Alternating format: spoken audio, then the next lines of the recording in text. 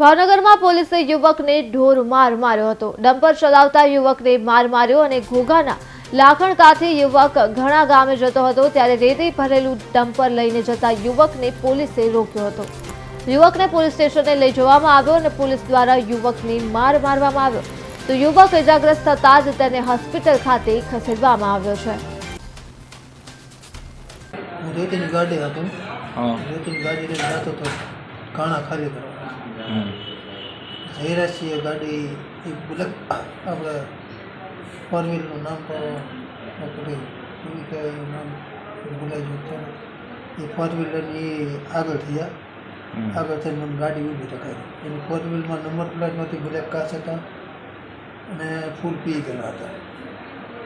મને કે ઊભી રાખી મેં સાઈડ આપીને ઊભી રાખી એટલે એ ગાડી ઊભી રાખીને મને પૂછ્યું ગાડી દેવાનું કે ક્યાં હતા નામ નથી આમ પછી મને ઢોકે મને મારવા મળ્યા પછી મને દાઠા પોલીસ સ્ટેશન રહી ગયા ત્યાં ત્રણ જણા પાછો મને માર્યા।